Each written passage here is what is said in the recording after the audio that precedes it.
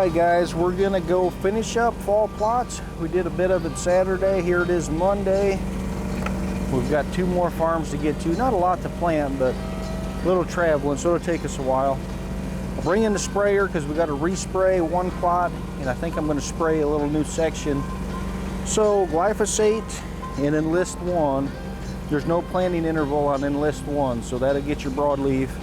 Glyphosate to get your grass.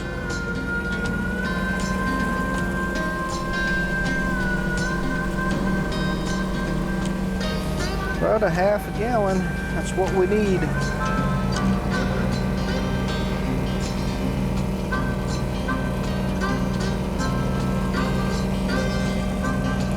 We will let that mix while we're driving to the farm. Get there, you can spray and plant the same day. You can plant first, then spray, whatever. As long as your seed has not germinated, you can spray right over the top of it.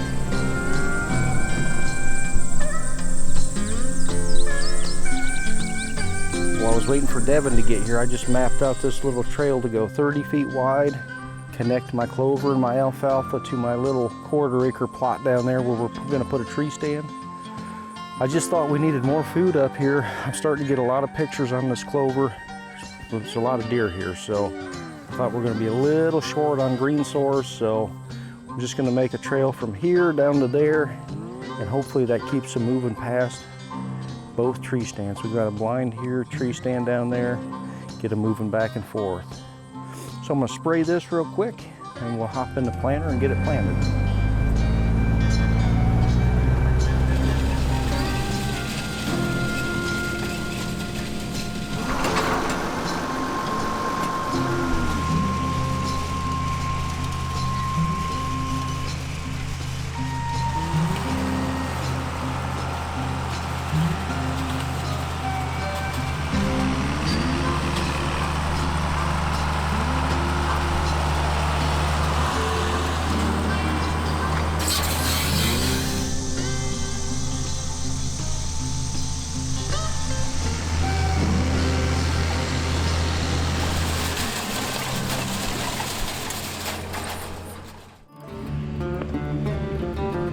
Well, we don't get to have a lot of fun doing hunting stuff today. We had a big storm roll through. What was that, Devin, 4 or 5 days ago? Somewhere around there, yeah. Main man Devin, you guys might know him. We've only been here an hour. Yeah. Actually, this will be 3 years today. A little more than an hour? Yeah, 3 years today. Yeah, working for you. I'd have never known that. Yeah. That's pretty good. Well, we've got a bunch of storm damage to clean up, so the hunting list is getting pushed to the side till we get this done, so it'll be an all-day project. Here we go.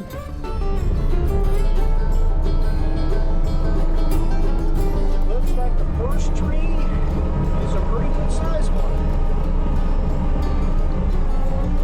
Holy, more than just a tree. There's got 4 of them here. Well, see if we can get them picked up with the skid and moved out of the way.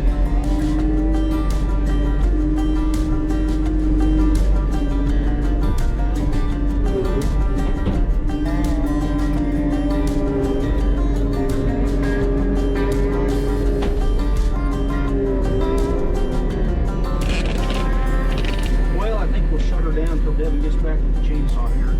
This one's going to need cut a couple times. Alright, just had to get out and do some chainsawing. Got a little buddy Devin.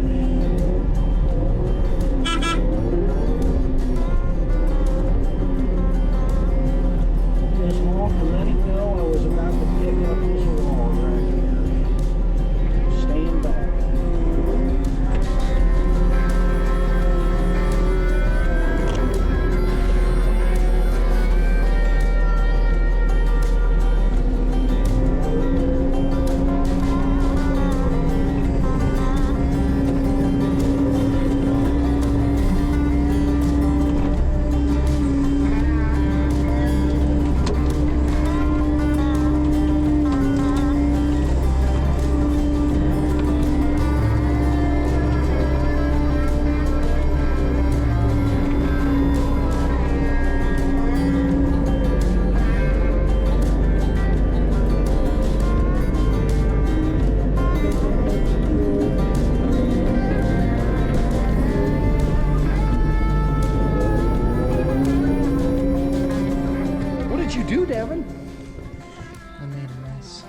What happened? Huh? Got too excited.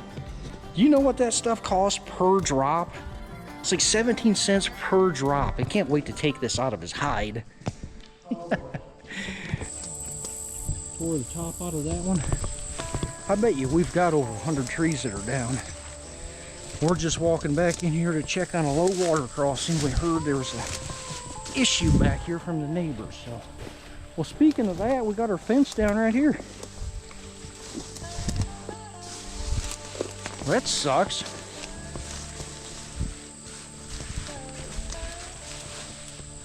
I mean, I guess the cattle aren't going to come through there, but still got to fix it. So, on your list, we got the fence on the east fence line. Yep. And then put this one on the list to fix the fence. Obviously, I mean, we got the... I'm not so sure that other side wasn't going to be easier. Let's go see what we got down here. Look at all this crap. And how many other fences look like this too? You know, this is just one fence. Tore all this out down through here. Look at that. That's plants laid down. We got this one across the fence.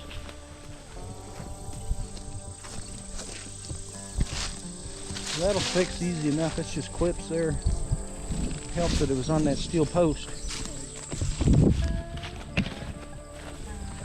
All right, here's this waterway we've been working on. It had some tin and some gates and whatever we put in here. So when that water would come up, it would just lift the fence and the cattle panels up, lift the logs and everything underneath. What do we have here? Yeah, it's not what I was expecting. I thought it was like a tree we just took care of down there on the east fence. Now here's what we have. You can see how high the water was up here. We've got one tree in the way that we need to... Junior could just grab that. I'll call him and see if he won't do that for us, because he could come in right down through here on Jack's, reach over and grab that and just set it over here and be done. You want to get it today, tomorrow, the next day? Just grab the chainsaw right now? Yep. How do we do things around here, Devin? If you don't do it now, there's no point in doing it. Just get it done. So it's only about 85 today. It's going to be 90s the next few days, so I guess we'll get her over with today. Well, other than a little dirt work we need to do on some crossings, we've got to fix a couple culverts. We are done with the storm damage. We finished that up this morning, so I bet you there was over 100 trees down that we've seen so far, and I'm sure there's more stuff out there, but we're good for now. So now, like we promised, we've put off getting the bow set up going, so we're going to do that today. I've got two bows I'm going to hunt with. I've got the Recurve I plan to hunt with. Now I've got limited tree stands that'll work with the Recurve, because as I've gotten older, I've started to go to ladder stands to hunt out of more, and you just really can't shoot a Recurve out of them for the most part. Maybe if you get one right out in front of you, but anytime you try to go over one side or another, your limb is right into the handrail there. So first, yesterday we got in some arrows for Sirius. Let's see what we got. And we've got Trad Stars. Those obviously are for my Recurve. 5-inch feathers on them. And then I've got my Orion 300 spine or 350. I think they're 300 spine. So we'll get those babies taken out. All right, guys, what I like to do on the traditional arrows is leave them a little long. I've already messed with these and got them to where they fly pretty good the way they are. So they're 30.25 inches long. That's carbon to carbon.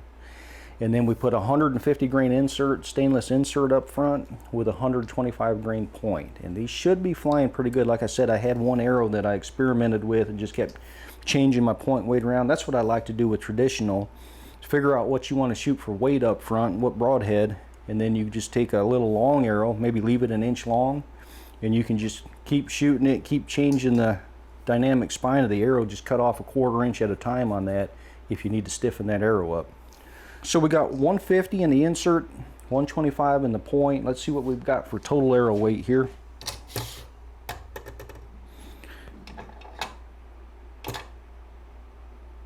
All right, so we're just about right at 560 on our arrow weight. Pretty solid arrow weight for recurve. I'm going to be in that 550 to 650 range is what I like. I'm a little more pro FOC when it comes to recurve. I like a little more point weight. And now when it comes to compounds, I'm more middle of the road. I don't like super heavy bunch of FOC, and I don't like really light, so I like to be somewhere in the middle on that. But all right, well, let's make sure these babies are shooting well. It should be pretty darn close, and if we need to do any experimenting, we can do that. All right, we are shooting the Hoyt Satori. I think this is, it'll be printed on here somewhere. I think this is only a 45 pounder. I started out pretty light. Like to be nice and comfortable. I'm shooting it with a clicker. If you're not familiar with that, when you draw, you get to that last half or inch of draw, and you just keep on pulling, and eventually you get to that click, and that's your cue to release. So a little different setup than what some guys will do recurve. This is my first year actually shooting the clicker, and so far I like it. But all right, let's send a couple through paper here and see what kind of tears we're getting. There we go. Just like the old Wenzel boys. There goes the glasses. This should really be the thumbnail, don't you think?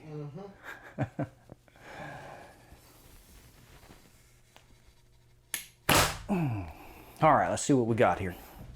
We got on that one a little tail right tear, but we're talking recurves here. We're not talking compound where everything's a perfect bullet hole. And I may back up and shoot more, but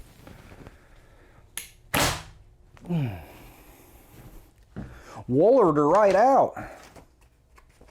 And again, not a bad looking hole.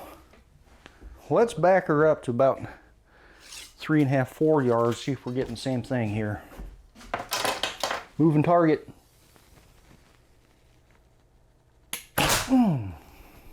Uh-oh, messed up the paper. Okay, about the same tear. I just shot this one at 5 yards. Still a little right tear. I may mess with that just a little bit. But that's not a bad tear, not at all. Not for a recurve. All right, we're gonna shoot one more arrow, because when you're tuning carbon arrows, you always wanna shoot 4 arrows, 4 different arrows. And I'll show you that when we do the compound tuning, which is a little more intricate, obviously.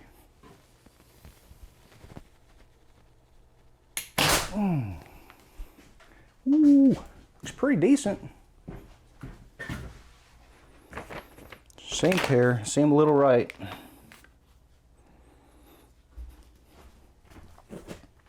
Just for the fun of it, let's see what adding weight, taking weight off does.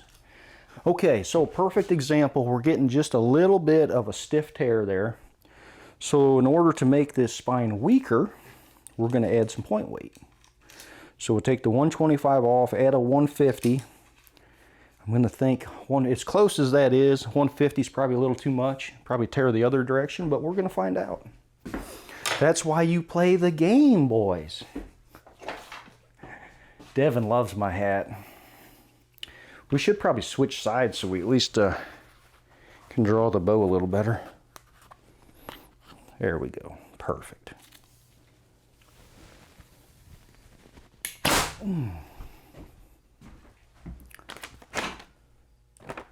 Exactly what we said. See that? Now that's tearing just slightly to the left.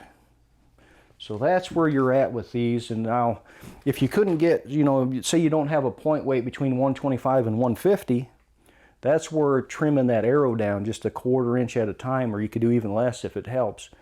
But trimming that arrow down just a little bit to get that perfect. I might shoot a 145. I've got a 145 green point. Let's see what that looks like. But I think we're going to end up right at 125. Next.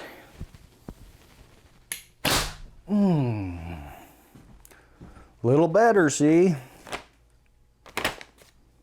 Babies go through the paper rough.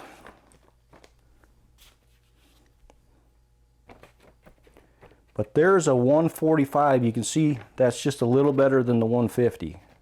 So here's my tear on the 125s. not too far from a bullet hole. And like I said, we're shooting a recurve. It's not like you're going to get crazy arrow flight, you know, hit a foot to the right based on your tune, you know. It's going to be my shooting if I hit a foot to the right. Shoot one at 5, see what it looks like with the 145, just for the fun of it. All right, so this is again with the 145 grain point at 5 yards. See what she does. Whew. I actually tore a little bit to the right on that one. Well, no, maybe a little, pretty much a bullet hole. Back to the 125 for our final arrow. And just so you know, guys, when you start out trying to tune a recurve using this process, you might get some terrible tears. You might get a tear like this. I mean, it's like your arrow is flying like that. And so there could be a lot of adjustment to this, but I knew I was going to be close already with the 125s. So last shot 125, and I think we're ready.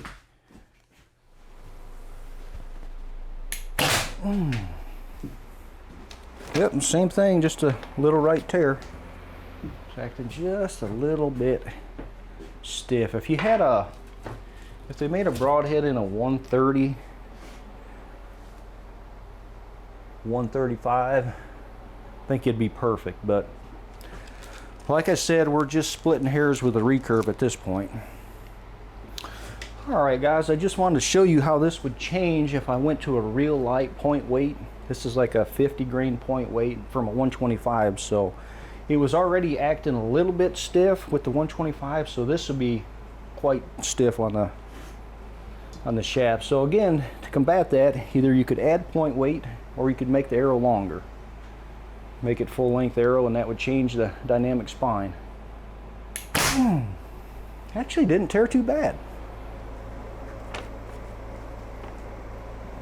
That's a little surprising. Back up a little, let's try that again. See what she does at 5 here.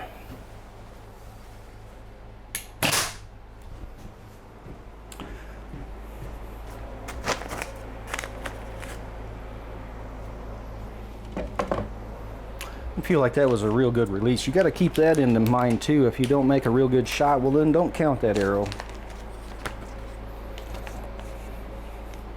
Obviously, I'm not a long-time recurve guy. I mean, I've plinked around with them for years, but never got too serious about it. See if I can get a nice, clean release on this one.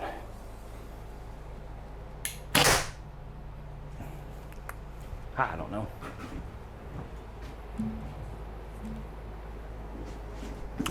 But you can see that did change it, just like we talked about. We moved back a little, and then you can see about doubled the size of that tear. Sometimes it'll be a lot more extreme even than that, but didn't make a huge difference there. But I would rather have more point weight, so we're going to shoot the 125s. Let's go fire a couple. Okay, we're going to fire 4 arrows here. Now don't judge me, it's about the first I've shot all year with the recurve, other than maybe plinking 2 or 3 arrows. So we'll see how I can hit with it, but key is it's kind of tough to switch back from compound to recurve for me because it's a different process. I shoot a surprise release with the compound. Of course, with a recurve, you got a command shoot. There is no surprise, but let's fire 4 here and see what we can do. I want to shoot at one of those little dots there on the right.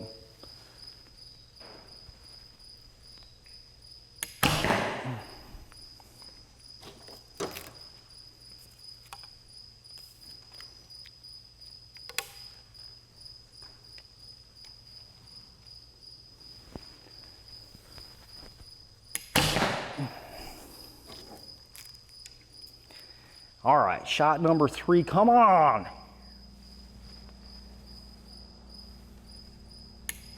No! Sorry about that, everyone.